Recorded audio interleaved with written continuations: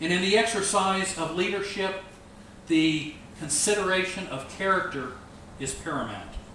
The men are to be a certain kind and quality of men.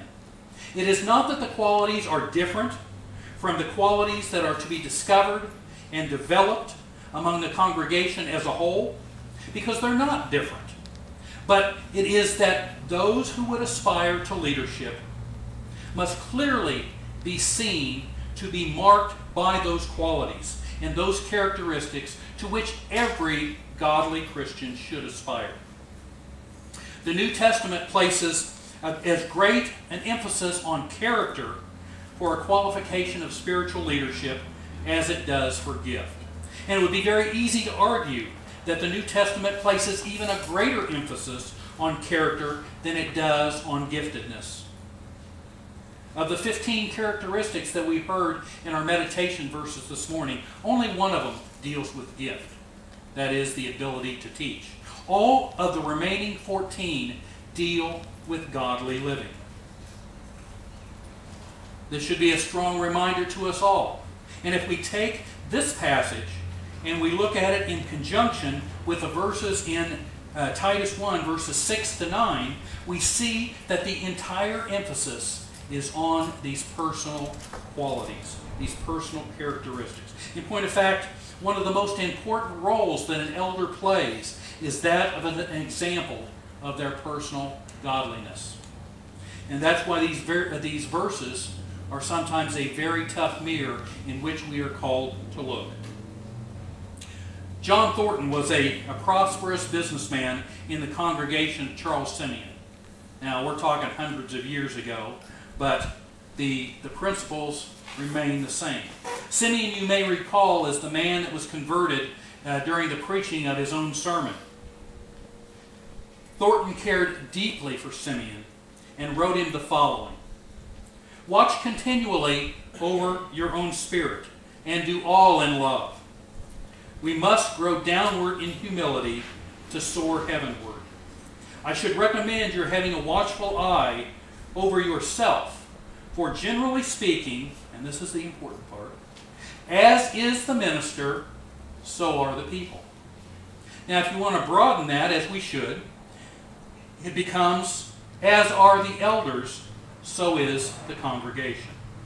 If you have godly elders, you will have godly people. If you have evangelizing elders, you will have evangelizing people. If you have loving elders, you will have loving people. Because the church, as I mentioned before, cannot progress beyond the spiritual maturity of its leaders. And that's what makes it so important. That's what makes it so difficult to try and speak to this issue. Because the character that is called for here is not one that is supposed to appear in fits and starts, but it is a character that is to be maintained over the course of one's entire life. The qualities of godly living are not supposed to be there in bursts of enthusiasm followed by periods of chronic apathy. Now you see it, now you don't. But it has to be sustained, time in and time again. Just like the vows that you take when you marry, until death do us part. As long as you both shall live. This is not a week at a time, and we'll see how it goes. This is 24 hours a day, 365 days a year for the rest of your life. You have to stay pure forever. Johnny McClurkin tells a story about awaking many times during his childhood in the middle of the night and going in and seeing his father on his knees after falling asleep in prayer. And this wasn't a one-time thing. It was one of the characteristics that marked the man. And as a result of this example, he also marked his son. Again, it is not an issue of giftedness. It is an issue of character. There are plenty of people out there that are very gifted in speaking, but they violate the characteristics that are demanded for leadership in the church. Therefore, they're done. We often make the mistake of believing because the gift remains, that the man should remain. No.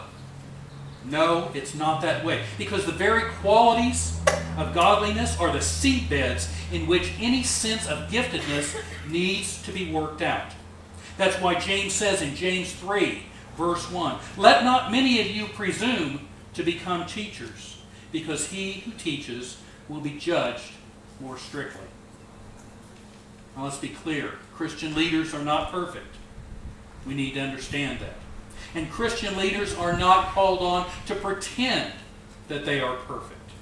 Let's make sure we understand that too. Because if no one else understands it, our kids, our spouses, our business partners, they all know. And they'll be glad to point it out if the occasion arises. Or even if it doesn't at times. But we are called to an unequaled privilege and a unique responsibility in relation to all of these things. When a Christian leader falls into sin, he hurts people. When a Christian falls into sin, he hurts people. When a Christian leader falls into sin, he hurts many, many people. When a big tree falls in the forest, it brings down a lot of little trees with it. So turning back to 1 Timothy, verse 3, 1 Timothy 3, verse 1, makes it clear that we should not be afraid of Christian leadership. If somehow it's not Christian to aspire to be a leader. That's just false modesty, and it's not true to our personality. Not every person wishes leadership, that's true. But for those who do, they should be honest enough to say, yeah, I aspire to leadership. Now the question then becomes, should you lead? You're certainly allowed to say, I aspire to leadership. And in fact, it will be obvious because you will be leading people. You'll say, I think we should do this. And people will say, you know, I think you're right. I think we should do this. Or you say, you know, I'm not sure we should go in this direction. And they'll say, you know, I was thinking the same thing. I don't think we should go there. So to aspire to leadership is not wrong. But what we need to be thinking of when we're thinking in these terms is thinking in terms of service, not in terms of status.